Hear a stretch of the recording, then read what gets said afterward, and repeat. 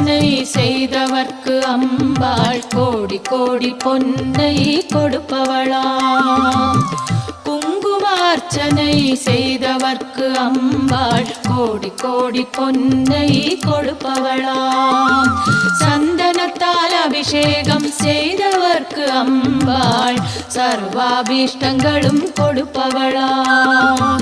சந்தனத்தால் அபிஷேகம் செய்தவர்க்கு அம்பாள் சர்வாபீஷ்டங்களும் கொடுப்பவளாம்.